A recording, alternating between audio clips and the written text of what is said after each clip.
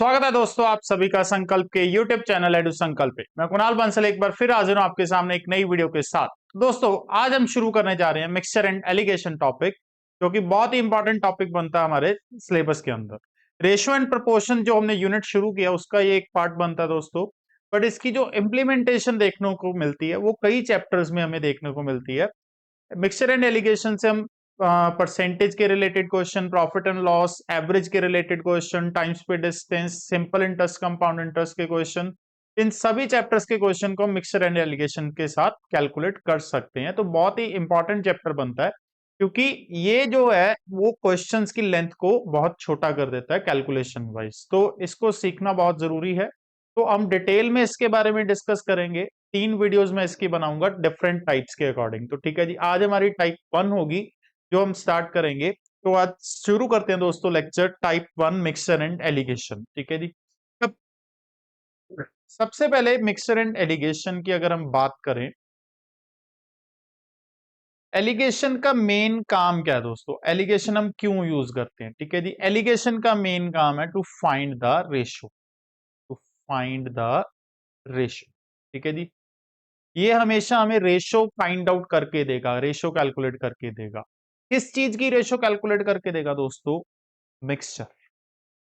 जब भी हम दो चीजों को मिलाएंगे, ठीक है जी, उन दो चीजों की रेशो हमें कैलकुलेट करके बताता है एलिगेशन का कॉन्सेप्ट। ठीक है जी।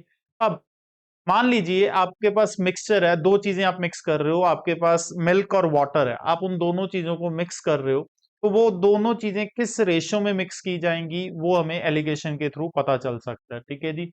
तो जहां पे भी हम दो चीजों को मिला रहे हैं और मिलाने के बाद उनकी एवरेज वैल्यू हमें पता है, ठीक है जी, वहां पे हम एलिगेशन को यूज करते हैं। रिपीट कर रहा हूं, कहां पे यूज करना है एलिगेशन को? जब भी दो चीजों को मिला के उन दोनों चीजों की एवरेज वैल्यू निकाली जा रही है, वहां पे हम एलिगेशन को यूज करते हैं। ठीक है जी। तो इसमें डिफरेंट टाइप्स बनती हैं फर्दर, जिसमें हमारी आज टाइप 1 है जो हम डिस्कस करेंगे। ठीक है जी। टाइप 1 के अंदर क्या है? टाइप 1 हम तब यूज करते हैं दोस्तों जब हम दो इंडिविजुअल चीजों को मिक्स करेंगे, मिलाएंगे। ठीक है जी। दो individual thing plus individual thing. ठीक है जी।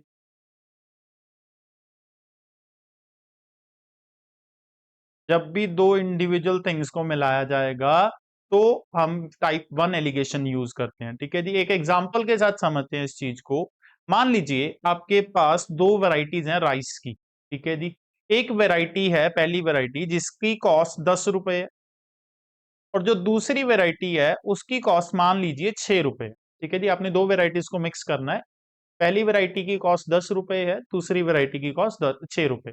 आपने इन दोनों को मिक्स किया और जो आपके पास मिक्सचर बना, जब आपने उसकी एवरेज कॉस्ट निकाली तो वो एवरेज कॉस्ट निकल रही थी 7 रुपए। तो जो एवरेज कॉस्ट है दोनों को मिला के वो हमने सेंटर में रखनी है। ठीक है जी। अब हमें ये बताना है कि जो दो वेराइटीज को मिक्स किया गया वो किस रेशियो में मिक्स किया गया। ठीक है जी। तो वो क्या, आप देखो, 10 में से हम 7 को माइनस करके 3 लिखेंगे, इधर 7 में से 6 को माइनस करके कितना लिखेंगे? 1। तो ये जो आई रेशियो आई दोस्तों, ये उस चीज की रेशियो आई कि किस रेशियो में हमने दोनों चीजों को मिक्स किया। तो हमने करना क्या है? सिंपली एक कॉन्सेप्ट क्या है, देखो, यहाँ पे भी एक इंडिविजुअल चीज है पहली वैरायटी, यहाँ पे भी एक इंडिविजुअल चीज है दूसरी वैरायटी, इन दोनों को हमने मिक्स किया। ठीक है जी। मिक्स करके इनकी एवरेज वैल्यू हमें बताई गई थी, कितनी बनती थी? 7। ठीक है जी। तो जब भी दो इंडिविजुअल चीजों को मिक्स करके उनकी एवरेज वैल्यू पता हो तो एलिगेशन हम यूज करेंगे। इसका ये फॉर्मेट हमें ध्यान में रखना दोस्तों, ये फॉर्मेट के अकॉर्डिंग ही हमें चलना होता है। जैसे कि हमने यहाँ पे फॉर्मेट लगाया कि पहली जो चीज थी उसकी कॉस्ट, सेकंड वैरायटी थी उसकी कॉस्ट, और सेंटर में हमें क्या रखना है? जो मिक्सचर बना एवरेज उसकी कॉस्ट। ठीक है जी। उसके बाद हमें क्रॉस माइनस करना है। ठीक है जी। और माइनस हमेशा बड़ी वैल्यू में से छोटी वैल्यू को करेंगे। जैसे कि इस केस में हम देख सकते हैं ऊपर वाली दोनों वैल्यूज में से बड़ा कौन था? 10। तो जो दोनों में से बड़ी वैल्यू होगी उसमें से हमेशा सेंटर वैल्यू माइनस होगी, तो माइनस करके ऑपोजिट डायरेक्शन पे जो वैल्यू आएगी वहां पे वो वैल्यू लिखेंगे। और सेकंड केस में सेंटर वाली वैल्यू में से ऊपर वाली वैल्यू माइनस होगी, तो ये वाली वैल्यू आएगी। तो हमेशा ये हमें फॉलो करना है कि एक बार दो ऊपर दो वैल्यूज हैं उनमें से जो बड़ी वैल्यू है तो उसमें से सेंटर वाली वैल्यू को माइनस किया जाएगा, और दूसरे केस में सेंटर वाली वैल्यू में से ऊपर वाली वैल्यू को माइनस किया जाएगा। तो यहाँ पे हम कॉस्ट ए, कॉस्ट बी, कॉस्ट सी, ठीक है, ये तीनों जो वैल्यूज हैं दोस्तों, ये हमेशा सेम फॉर्मेट में होनी चाहिए। यानी कि जैसे हम यहाँ पे तीनों जगह पे क्या रख रहे हैं, कॉस्ट, तो तीनों जगह रुपीज में कॉस्ट आएगी, या हो सकता है तीनों जगह पे कोई परसेंटेज रखनी हो, या कोई भी चीज है, बस तीनों चीजें सेम होनी जरूरी है। उसके बाद माइनस करेंगे, माइनस करने पे हमें जो वैल्यूज मिलेंगी वो रेशो मिलेगी किस चीज की, यहाँ पे क्वांटिटी, क्वांटिटी ऑफ ए और क्वांटिटी ऑफ बी। ऊपर हमने कॉस्ट को रखा और नीचे रेशो किस चीज की मिली दोस्तों, क्वांटिटी की रेशो मिली। ये हमेशा ही होगा, ठीक है जी। जो चीज हम ऊपर रख के चल रहे हैं उसके ऑपोजिट चीज हमें यहाँ पे नीचे मिलेगी, ठीक है। तो ये इसका फॉर्मेट है टाइप वन का। उम्मीद करता हूं समझ में आया होगा। एक बार रिपीट करता हूं, कहां पे हम यूज करते हैं टाइप वन एलिगेशन, जब भी दो इंडिविजुअल चीजों को मिला के उनकी एवरेज वैल्यू कैलकुलेट की जाए। आइए अब इसके बेस पे हम क्वेश्चन ट्राई करते हैं जी। पहला क्वेश्चन बोलता है, in what ratio must rice at rupees 9.3 per kg must be mixed with rice at rupees 10.8 per kg so that the mixture be worth rupees 10 per kg। हमने दो varieties mix करनी है rice की, जिसमें पहली variety की cost कितनी है दोस्तों 9.3 पर केजी, और दूसरी वैरायटी की कॉस्ट कितनी है 10.8 पर केजी। इनको मिक्स किया गया और मिक्स करने पे जो एवरेज कॉस्ट निकली मिक्सचर की वो कितनी निकली दोस्तों, 10 रुपए। तो इसमें से माइनस करेंगे, 10.8 में से 10 माइनस करेंगे, ये कितना आएगा 0.8, और 10 में से 9.3 माइनस करेंगे, कितना आएगा 0.7। तो ये हमारी क्वांटिटी की रेशियो आई दोस्तों 8:7। तो यही हमसे पूछा गया था कि कितनी रेशियो में उनको मिक्स किया गया, तो आंसर इज 8:7। आइए सेकंड क्वेश्चन की तरफ। In how much water must be added to 60 liters of milk costing rupees 40 by 3 per liter so as to have a mixture worth rupees 32 by 3 per liter। हमें बताना है कितना पानी add करना है, किस चीज में ऐड करना है जी, पानी को मिल्क में। यानी कि एक तरफ मिल्क और उसमें ऐड हमें क्या करना है, पानी। दो इंडिविजुअल चीजों को मिक्स किया जा रहा है। हमें मिल्क की कॉस्ट बताइए, प्योर मिल्क की कॉस्ट कितनी है 40/3 पर लीटर। इसमें पानी ऐड किया और पानी ऐड करने पे जब एवरेज कॉस्ट निकाली मिक्सचर की वो कितनी निकली दोस्तों 32/3 पर लीटर। तो एक तरफ मिल्क है, दूसरी तरफ वाटर, एलिगेशन लगा सकते हैं जी। मिल्क की कॉस्ट प्योर की कितनी है 40/3, वाटर।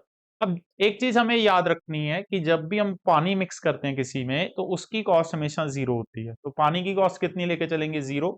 और इन दोनों को मिला के जो मिक्सचर बना उसकी कॉस्ट हमें कितनी बताई गई है दोस्तों 32/3। तो माइनस करेंगे, माइनस करने पे ये 8/3 आया, इसको माइनस करने पे ये 32/3 आया। तो ये हमारे पास मिल्क और वाटर इनकी क्वांटिटी की रेशो आ जाएगी। ये सॉल्व करके कितनी आएगी दोस्तों 4:1। यानी जो मिल्क और वाटर को मिलाया गया वो किस रेशो में मिलाया गया दोस्तों 4:1 में मिलाया गया। अब यहाँ पे हमें पता है मिल्क कितना था दोस्तों 60 लीटर, यानी कि ये चार की वैल्यू कितनी है 60 लीटर्स।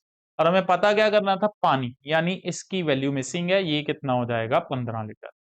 क्योंकि अगर चार की वैल्यू 60 है यानी 15 गुना हो रहा है, तो एक की वैल्यू भी 15 गुना हो जाएगी, कितनी बन जाएगी दोस्तों 15 लीटर। तो हमारा आंसर क्या हुआ 15 लीटर्स पानी ऐड किया जाएगा। आइए अगला एक और ट्राई करते हैं सेम इसी तरह का।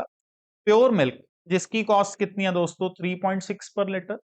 इस एक मिल्कमैन पानी ऐड करता है, इस कितने मिल्क के अंदर 25 लीटर प्योर मिल्क है उसके पास, उसमें उसने पानी मिलाया और जो मिक्सचर है उसकी कॉस्ट एवरेज कितनी बन गई 3 पर लीटर। हमें बताना कितना पानी ऐड किया जाए। वही सेम सिचुएशन, मिल्क के अंदर पानी ऐड करना है हमें।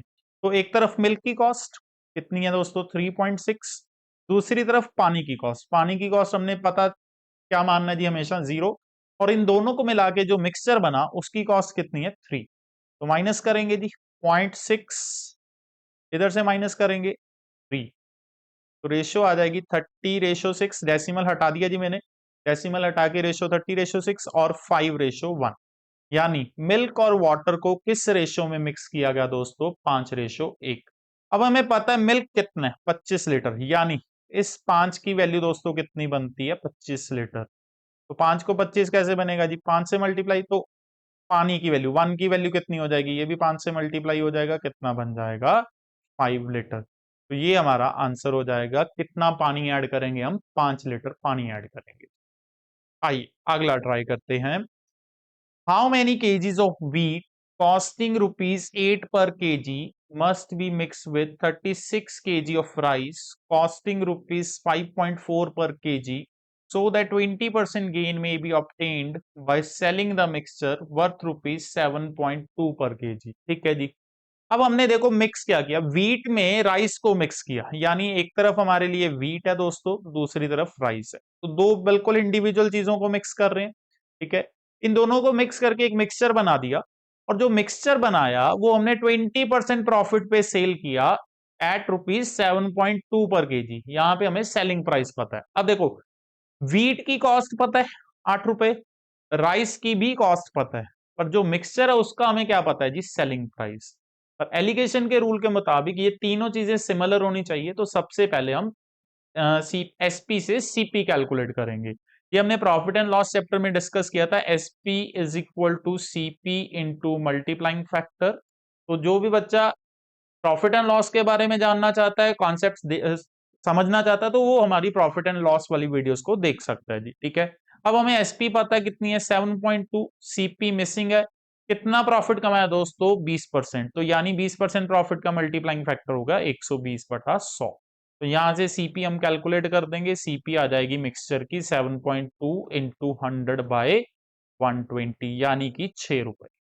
ये हमारी कॉस्ट प्राइस आई दोस्तों किस चीज की, जो मिक्सचर बनाया गया। अब लगाएंगे एलिगेशन।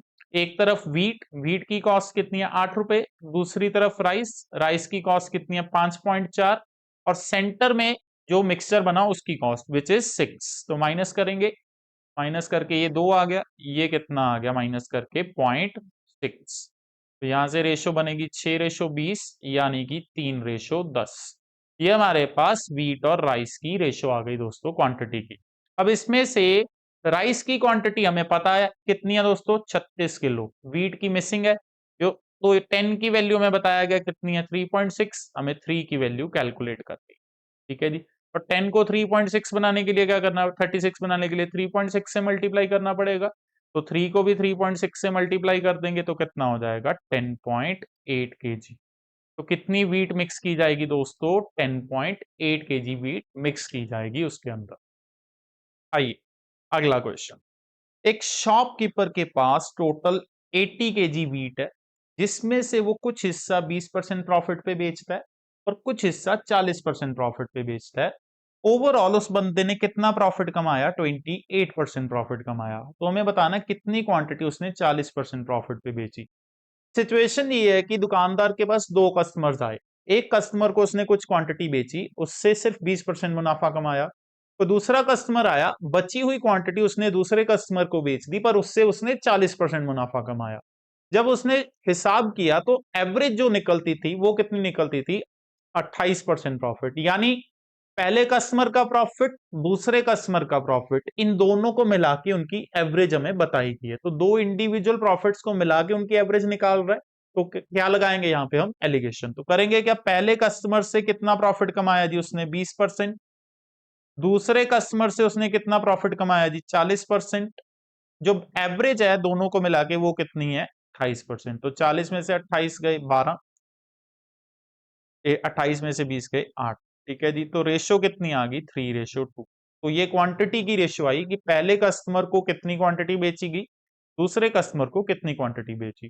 टोटल 80 केजी था, तो 80 में से 3/5 रेशियो के अकॉर्डिंग डिवाइड कर देंगे, और 80 में से 2/5, ये हमारे पास हो जाएगा 48 केजी, ये हो जाएगा हमारे पास 32 केजी।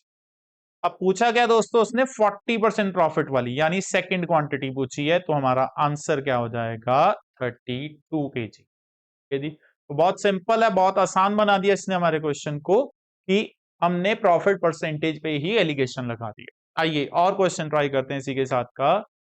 शॉपकीपर के पास टोटल 200 केजी राइस है, जिसमें से कुछ हिस्सा 20% प्रॉफिट पे और कुछ हिस्सा 5% लॉस पे बेचा।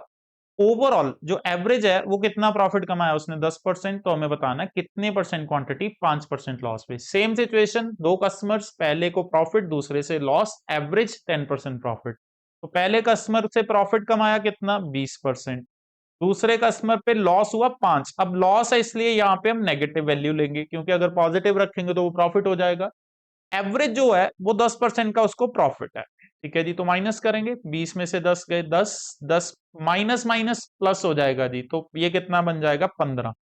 तो यहां से हमारी रेशियो कितनी आएगी 3:2, यानी टोटल 200 kg को 3:2 में उसने बेचा।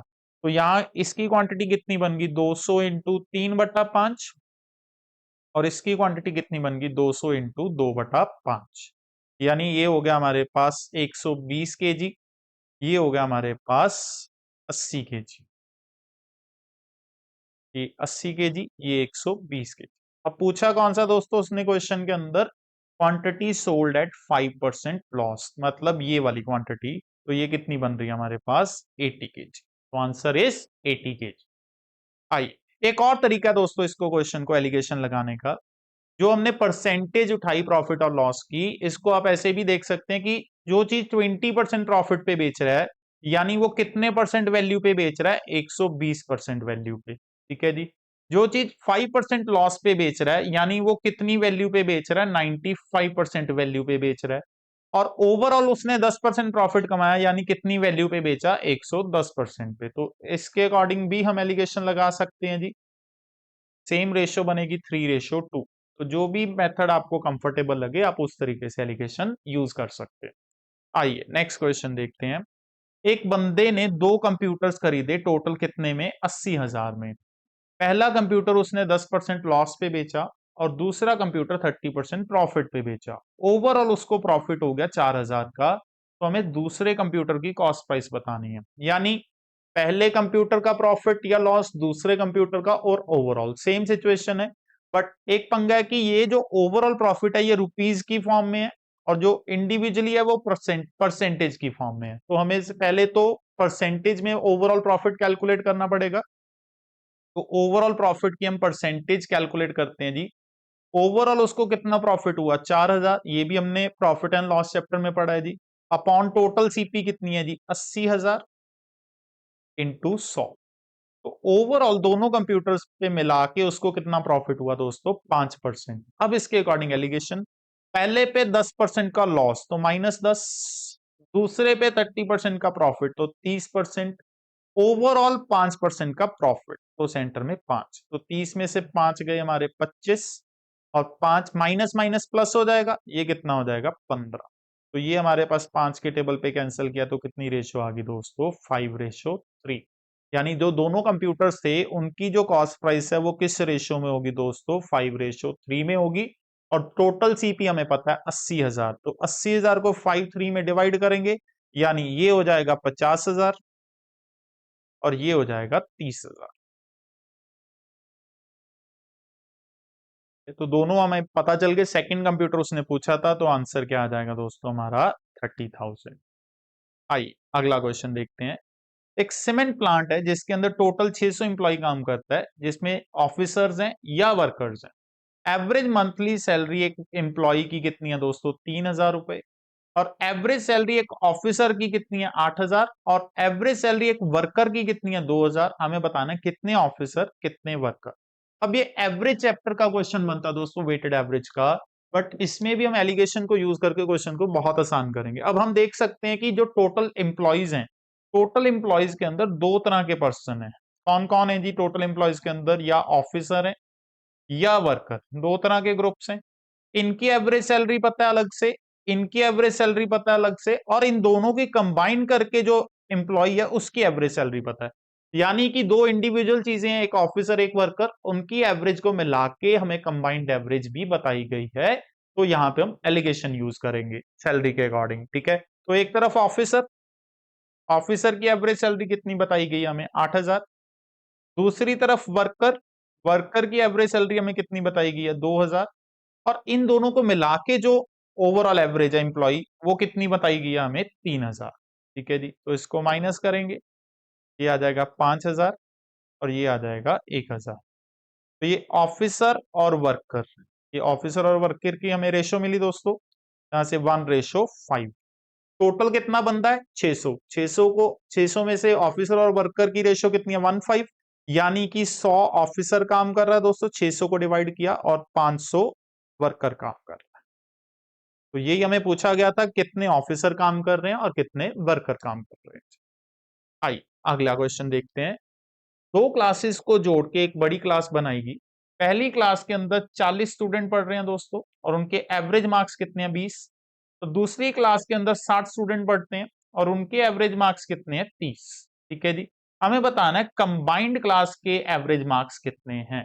अब दोस्तों ये क्वेश्चन जो है ये भी वेटेड एवरेज का ही है। इसमें हम वेटेड एवरेज का कॉन्सेप्ट लगा के भी क्वेश्चन को आसानी से कर सकते हैं, बट ये क्वेश्चन मैं आपको एलिगेशन के थ्रू समझाना चाहता हूं। कारण क्या है कि इसमें जो सेंटर वैल्यू कंबाइंड एवरेज वो मिसिंग है।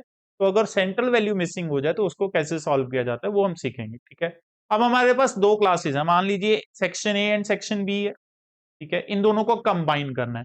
हमें सेक्शन ए के एवरेज मार्क्स पता है, सेक्शन बी के एवरेज मार्क्स पता है, दोनों के कंबाइंड चाहिए। यानी जो एलिगेशन लगेगी वो मार्क्स के अकॉर्डिंग लगेगी, एवरेज मार्क्स के अकॉर्डिंग। तो पहले सेक्शन के एवरेज मार्क्स कितने हैं दोस्तों? 20 मार्क्स। दूसरे सेक्शन के एवरेज मार्क्स कितने हैं? 30। कंबाइंड हमें पता नहीं, उसको एक्स मानेंगे। तो अब माइनस कैसे? जब मैंने स्टार्टिंग में भी बताया था, दोनों में से जो बड़ी वैल्यू होगी उसमें से सेंटर वैल्यू को माइनस करना है। तो 30 दोनों में से बड़ा है तो 30 में से हम एक्स को करेंगे माइनस, और दूसरी तरफ फिर एक्स में से 20 को माइनस करेंगे। ये माइनस करने पे हमारे पास रेशो आ जाएगी, और ये रेशो किसकी आएगी? ए और बी की। यानी कि सेक्शन ए और सेक्शन बी के स्टूडेंट्स की रेशो आ जाएगी, और वो हमें गिवन है। ए सेक्शन ए में 40 स्टूडेंट पढ़ रहे हैं और सेक्शन बी के अंदर 60 स्टूडेंट पढ़ रहे हैं। ठीक है जी। तो ये हमें पता था कि 30 माइनस एक्स और एक्स माइनस 20, इनकी जो रेशो बनती है वो कितनी बनती है? 2:3। तो इनको इक्वल इक्वल रख के एक्स की वैल्यू हम कैलकुलेट कर देंगे। 30 minus x upon x minus 20 is equal to 2/3। Cross multiply करके 90 minus 3x is equal to 2x minus 40। 5x की वैल्यू हो जाएगी हमारे पास 130, और x आ जाएगा दोस्तों हमारे पास 26। तो जो कंबाइंड एवरेज बनेगी दोस्तों वो कितनी बनेगी? 26। हालांकि इस क्वेश्चन को आप अगर वेटेड एवरेज के साथ करोगे तो वो ज्यादा आसान रहेगा as compare to alligation, but सिर्फ क्योंकि सेंट्रल वैल्यू मिसिंग है वो चीज समझाने के लिए मैंने ये क्वेश्चन एलिगेशन के थ्रू किया। आइए अगला क्वेश्चन ट्राई करते हैं। एक बंदा है जिसने टोटल 1 लाख बोरो किया दो बैंक से, बैंक ए और बैंक बी से। पहले बैंक को वो 3% इंटरेस्ट पे करता है और दूसरे बैंक को वो 8% इंटरेस्ट पे करता है। ओवरऑल दोनों बैंक्स को मिला के उसने 7,000 रुपए इंटरेस्ट पे किया 2 साल के अंदर। तो हमें बताना है उसने बैंक बी से कितना पैसा बोरो किया। अब सिचुएशन देखिए, दो बैंक्स की बात कर रहा है, बैंक ए और बैंक बी। कुछ पैसा बैंक ए से लिया, कुछ पैसा बैंक बी से। बैंक ए को भी इंटरेस्ट पे कर रहा है, बैंक बी को भी इंटरेस्ट पे कर रहा है, और दोनों को मिला के कंबाइंड इंटरेस्ट हमें बताया कितना पे किया। यानी कि पहले का इंटरेस्ट दूसरे का इंटरेस्ट दोनों का कंबाइंड इंटरेस्ट। तो यहां पे भी एलिगेशन को यूज करेंगे हम। ठीक है जी। अब कैसे? पहले को कितना इंटरेस्ट पे करता है? 3%। दूसरे को कितना इंटरेस्ट पे करता है? 8%। और कंबाइंड कितना है? 7,000। ये रुपीज के अंदर है दोस्तों, वो परसेंटेज है, ये रुपीज। तो इस रुपीज को भी परसेंटेज में लेके जाएंगे पहले। ठीक है, तो पहले overall percentage rate of interest हम कैलकुलेट करते हैं। फॉर्मूला हमें पता ही है। ठीक है जी, P into R into T by 100, SI is equal to P into R into T by 100। कितना इंटरेस्ट पे किया उसने? टोटल 7,000। कितना प्रिंसिपल के ऊपर? 1 लाख का प्रिंसिपल है टोटल। रेट हमें कैलकुलेट करना है ओवरऑल। कितने साल का टाइम पीरियड है? 2 साल। तो रेट आ जाएगा 7/2 यानी कि 3.5%। तो ओवरऑल वो कितना रेट पे कर रहा है? 3.5% पे कर रहा है। तो अब इसके बेस पे एलिगेशन, बैंक ए को कितना इंटरेस्ट पे करता है? 3%। बैंक बी को कितना पे करता है? 8%। ओवरऑल कितना पे कर रहा है? 3.5%। तो 8 में से 3.5 जाएगा, कितना आएगा दोस्तों? 4.5। और ये आएगा 0.5। रेशियो बन जाएगी दोस्तों 9:1। तो ये बैंक ए और बैंक बी से कितना कितना बोरो किया उसकी रेशो में मिल चुकी है। टोटल उसने 1 लाख बोरो किया था, तो 1 लाख में से 90,000, 9 हिस्से इधर बनते हैं, 90,000 ये बनता दोस्तों, और एक हिस्सा इधर यानी 10,000 ये बनता है। तो उसने पूछा था बैंक बी से कितना बोरो किया, तो बैंक बी से कितना बोरो किया उसने? 10,000। तो ये हमारा आंसर है। तो देख सकते हैं कि एलिगेशन के साथ ये सिंपल इंटरेस्ट का एक बहुत लंबा क्वेश्चन कितनी आसानी से हम कर सकते हैं। अब दोस्तों एक तरीका और है इस तरह के क्वेश्चन को एलिगेशन से करने का। वो मेथड इससे भी ज्यादा आसान हो जाएगा कैलकुलेशन के पॉइंट ऑफ व्यू से, वो भी मैं आपको करके दिखाता हूं क्या कैसे करना है उसको। ये हम हटा देते हैं यहां से।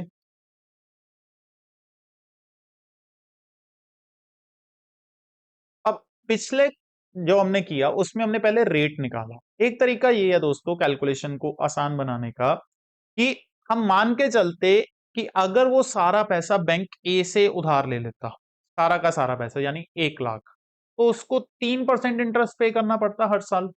तो 1 लाख का 3% कितना होता है दोस्तों? 3,000। मतलब 1 साल का 3,000 इंटरेस्ट पे करना पड़ता। और 2 साल की बात कर रहा है वो, तो 2 साल में वो इंटरेस्ट कितना हो जाता है? 6,000, क्योंकि पहले साल भी 3,000 और दूसरे साल भी 3,000। मतलब अगर सारा पैसा बैंक ए से लेके आता तो उसको 2 साल में कितना इंटरेस्ट देता? 6,000। यही सेम सिचुएशन अगर वो बैंक बी के साथ देखता, कि अगर सारा पैसा बैंक बी से ही उठा लेता तो उसको हर साल 8% इंटरेस्ट देना था। तो 1 लाख का 8% कितना होता है? 8,000। यानी 1 साल में 8,000 इंटरेस्ट पे करना पड़ता और 2 साल में 16,000। तो अगर सारा पैसा बैंक बी से लेता तो उसको 16,000 इंटरेस्ट देना पड़ता। उसने क्या किया, कुछ पैसा बैंक ए से उठाया, कुछ पैसा बैंक बी से उठाया, यानी कुछ इधर से कुछ इधर से, और दोनों को इंटरेस्ट पे कर दिया। और दोनों को मिला के कितना इंटरेस्ट पे कर दिया उसने? 7,000। तो माइनस कर देंगे बस, 16 में से 7 गए 9,000 और 7 में से 6 गए 1। तो रेशियो आ जाएगी बैंक ए और बी की 9:1। तो इस तरीके से भी आप एलिगेशन लगा सकते हैं इसके अंदर। आइए अगला क्वेश्चन देखते हैं। एक बच्चा है जी, टोटल 24 रुपए सेव करता है कितने कॉइन्स में? 60 कॉइन में। कौन कौन से कॉइन है? 50 पैसे और 25 पैसे। हमें बताना है कितने 25 पैसे के कॉइन्स हैं। अब ये रेशियो के कॉन्सेप्ट का क्वेश्चन बनता है, बट इसको हम एलिगेशन के साथ कैसे कर सकते हैं? अब ध्यान से सोचिए। कुछ सेविंग उसने 50 पैसे की फॉर्म में की, कुछ सेविंग उसने 25 पैसे की फॉर्म में की। 50 पैसे वाले की सेविंग की वैल्यू और 25 पैसे वाले की सेविंग की वैल्यू को मिला के जो टोटल सेविंग बनती है दोस्तों, वो कितनी है? 24। यानी दो तरह की सेविंग को मिला के हमें टोटल सेविंग बताई गई है। तो यहां पे हम एलिगेशन यूज करेंगे। कैसे करेंगे अब वो देखते हैं दोस्तों। मान लीजिए अगर सारी की सारी सेविंग वो 50 पैसे की फॉर्म में करता, एज्यूम कर रहे हैं कि सारी की सारी सेविंग 50 पैसे की फॉर्म में, तो टोटल 60 कॉइन्स। तो 60 कॉइन्स 50-50 पैसे के, यानी आधा रुपया होगा जी, हाफ रुपीज। तो कितनी सेविंग हो जाती है उसकी? 30 रुपीज। ठीक है। और यही चीज अगर वो सारी की सारी सेविंग 25 पैसे की फॉर्म में करता, 60 कॉइन है, 25-25 पैसे का कॉइन है, यानी कि 1/4। तो सेविंग कितनी हो जाती दोस्तों? 15 रुपए। ठीक है। मतलब अगर वो 50 पैसे की फॉर्म में सेविंग करता तो उसकी टोटल सेविंग 30 रुपए बनती, और अगर वो 25 पैसे की फॉर्म में सेविंग करता तो टोटल सेविंग 15 रुपए बनती। बट उसने कुछ सेविंग 50 पैसे की और कुछ सेविंग 25 पैसे की, और दोनों को मिला के जो एवरेज वैल्यू बनती है उसके पास, वो कितनी बनती है? 24। माइनस करेंगे 6, 9। तो ये हमारे पास क्वाइंस की रेशियो आ जाएगी 3:2। 50 पैसे के क्वाइन और 25 पैसे के क्वाइन। टोटल क्वाइन कितने थे दोस्तों? 60। तो 60 क्वाइंस को डिवाइड कर देंगे, ये बन जाएगा 3/5 और ये बन जाएगा 2/, यानी कि 36 क्वाइन ये हो गए दोस्तों 50 पैसे के उसके पास, और 24 क्वाइन उसके पास 25 पैसे के। हमें पूछा गया 25 पैसे वाले क्वाइंस, यानी ये क्वाइंस पूछा गया, तो ये हमारा आंसर आ जाएगा 24 क्वाइंस। हाँ जी दोस्तों, तो ये था टाइप 1 एलिगेशन, जिसमें हमने देखा कि कितनी वैरायटी ऑफ क्वेश्चंस बन सकते हैं। इसमें प्रॉफिट एंड लॉस के question, simple interest, compound interest के क्वेश्चन, रेशियो के क्वेश्चन, एवरेज के क्वेश्चन, हर चैप्टर में से क्वेश्चन बन सकता है अगर इस टाइप के अंदर। तो टाइप आपको उम्मीद है क्लियर होगी, जहां पे हम दो इंडिविजुअल चीजों को मिला के उनकी एवरेज वैल्यू की बात कर रहे हैं, वहां पे हम इसको यूज करते हैं। उम्मीद करता हूं कि आपको वीडियो अच्छी लगी होगी, समझ में आए होंगे। अगर आपको ये वीडियो अच्छी लगी तो वीडियो को लाइक और शेयर करें, और चैनल को भी जरूर सब्सक्राइब करें, ताकि जो अपकमिंग वीडियोस है इसी चैप्टर को या फर्दर आने वाले चैप्टर्स की, वो आपकी मिस ना हो। तो जल्दी से सब्सक्राइब करें चैनल को। मिलूंगा दोस्तों नेक्स्ट वीडियो के साथ, तब तक के लिए बहुत बहुत शुक्रिया।